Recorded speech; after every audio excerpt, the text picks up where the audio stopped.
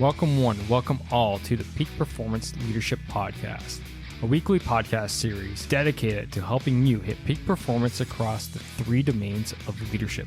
Those being leading yourself, leading your team, and leading your organization.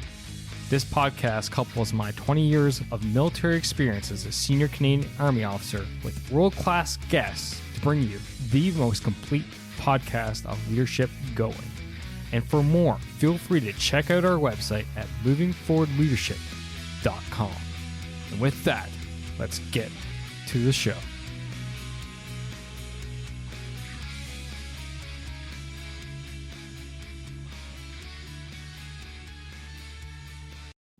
Yes, welcome one, welcome all. It is your Chief Leadership Officer, Scott McCarthy, and thanks for tuning in to today's episode. And heads up, it's going to be a solo one because I want to talk to you about something which I struggle with, how I'm getting over it, and how you can go ahead and do the same thing. Before we dive into today's episode, however, just a quick minute here for me to take an announcement. I got a big one. Don't think I said it on last week's podcast, but if you're following me on LinkedIn, if you're following me on Facebook, first off, you should be. If not, go to leaddon'tboss.com, scroll all the way to the bottom of the page, which is my homepage, and you'll see all my social links there.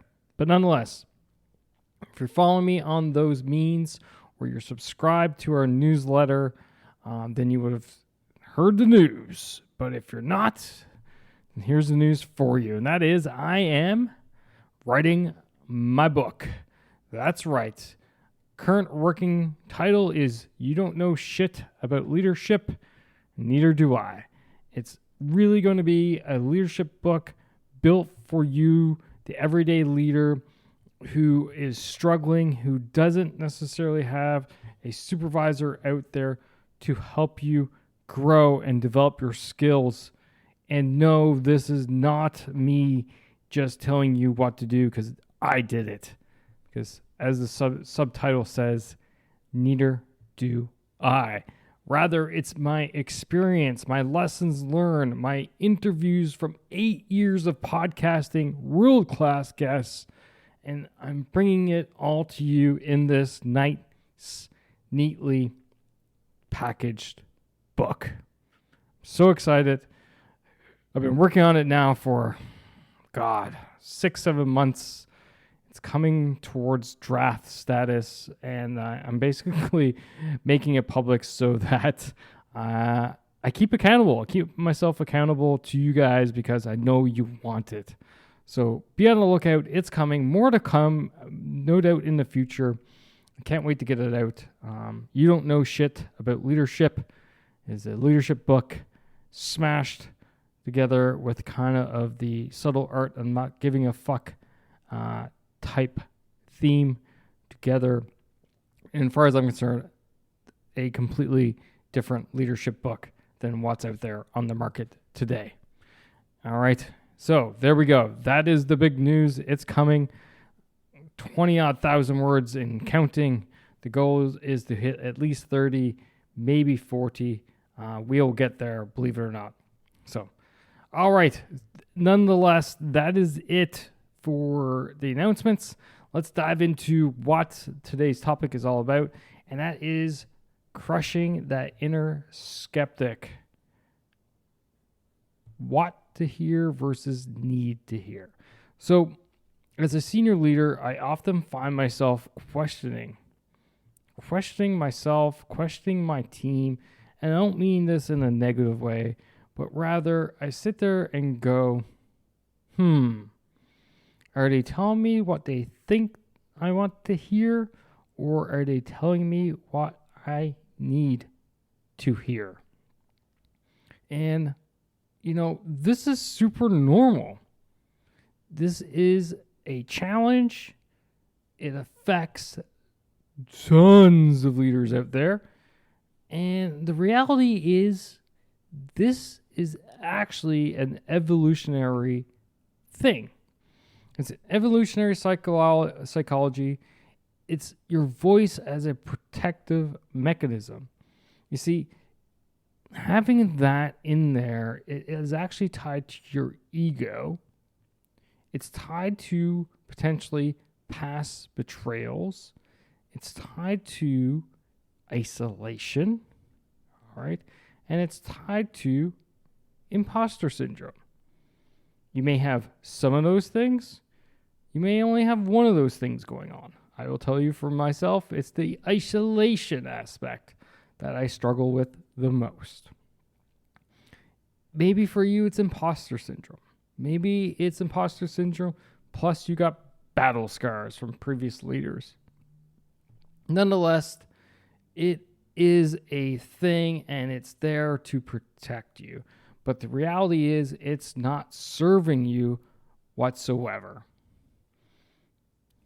So the big thing that goes on is that it's this power dynamic, right?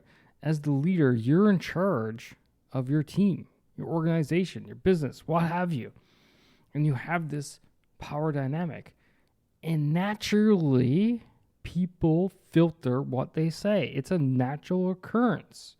It's not paranoia or anything. It's simply the power dynamic at work. So let's dive into what it means as in terms of when it's helping you and when it's hurting you. So when it's a signal means it's helping you. And that little voice there is helping us to point out real gaps in communication or feedback. So just a couple examples here. You might be noticing people are hesitating giving you input, and you respond by creating more safety, not by clamping down. Okay? So what's going on is, people hesitate, but you want to create that psychological safety by clamp down on them. You've been burned before, so you're cautious, right? But you need to use that caution to ask smarter questions or dig deeper for clarity. We've all been burned before. I've been burned before. No doubt you've been burned before. It is unfortunately one of those job safety issues. You know what I mean? It's just the danger of the job. It happens. We've all been burned before. So what we want to do is make sure that we're going to ask some smarter questions, ask generative questions, and dig that deeper for clarity. And you want to actively challenge people who you trust and use their input to refine your thinking. Okay? So you want to bring trusted individuals into your circle and go, am I hearing this right? What do you think? When that thought process is actually hurting you or sabotaging you, it basically distorts trust and corrodes your leadership. All right. And a few examples of this is when you instantly question anyone who gives you positive feedback, and you're just sucking up. That's not a good thing. When you say you want honesty, but when someone challenges you, you get defensive or shut them down. Again, you're eroding psychological safety when you do that because you have that negative thought process in the back of your mind. When you overanalyze every compliment, suggestion, looking for hidden motives, what have you, again, it's that thought process in the back of your mind causing you to do that. And then basically you stop trusting your team, your peers, or even your own judgment. The voice isn't protecting you, it's isolating you. And that's the one thing you need to realize when it's sabotaging you. All right? So keep these points in mind. So how can we defeat it? How can we defeat it without losing your edge as a leader? The first and foremost, you need to develop a culture of truth telling. You have to enable psychological safety. You have to enable your team to feel like they can bring up anything without fear of retribution. And it's going to take work. WORK.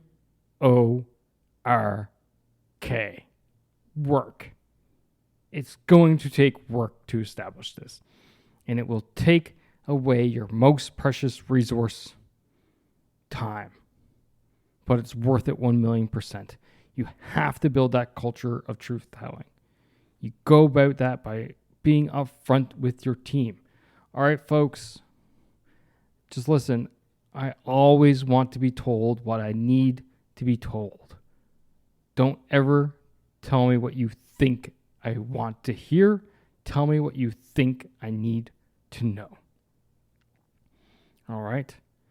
You have to push that agenda. You have to own it. You have to model it. And first and foremost, you can never, ever, ever shoot the messenger. You can never do it, because that's going to kill this right before it even starts.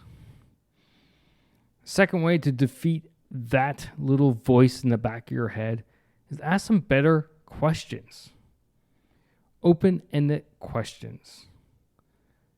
And just one quick example for you is, often we say, hey, what do you think? Instead of that, because people, it's too easy. Yeah, I know, I agree. It sounds really good. Yeah, TPS report, new cover format. Brilliant idea. Let's make sure John gets after it. Yep, I'm on board. Too easy.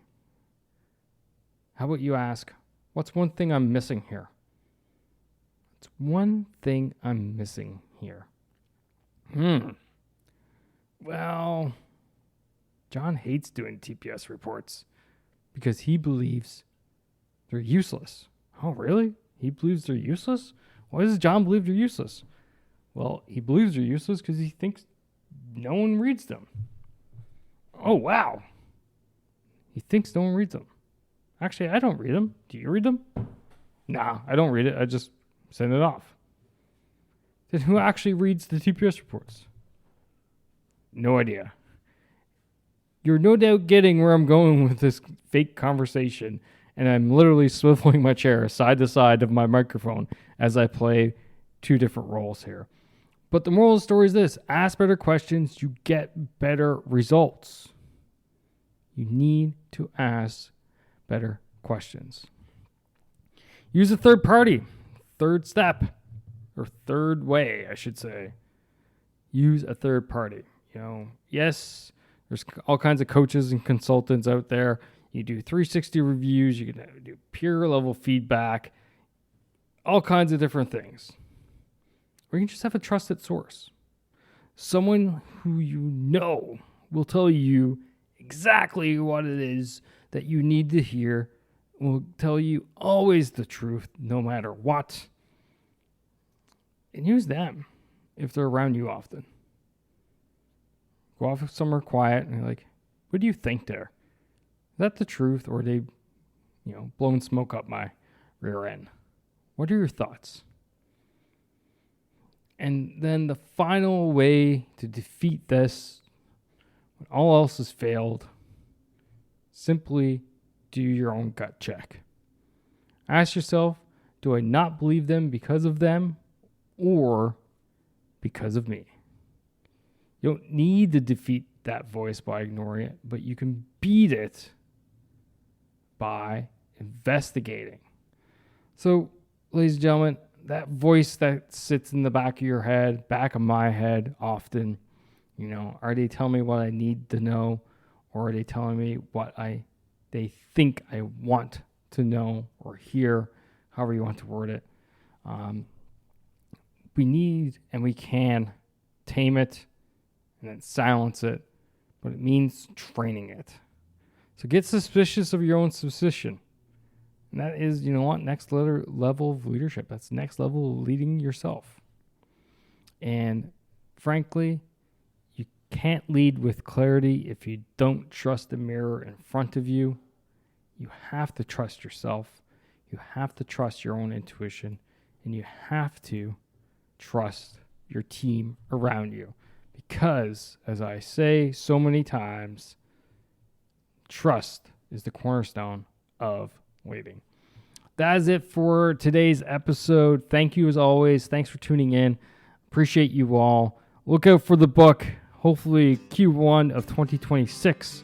It'll be out. More to follow in the near future. Remember, as always, lead, don't boss. Take care now. And that's a wrap for this episode, ladies and gentlemen. Thank you for listening. Thank you for supporting the Peak Performance Leadership Podcast. But you know what you could do to truly support the podcast? And no, that's not leaving a rating and review. It's simply helping a friend. And that is helping a friend by sharing this episode with them if you think this would resonate with them and help them elevate their performance level, whether that's within themselves, their teams, or their organization. So do that. Help me, help a friend, win-win all around. And hey, you look like a great friend at the same time. So just hit that little share button on your app, and then feel free to fire this episode to anyone that you feel would benefit from it. Finally, there's always more. There's always more lessons around being the highest performing leader that you can possibly be, whether that's for yourself, your team, or your organization. So why don't you subscribe? Subscribe to the show via movingforwardleadership.com/subscribe. And until next time, lead, don't boss, and thanks for coming out. Take care now.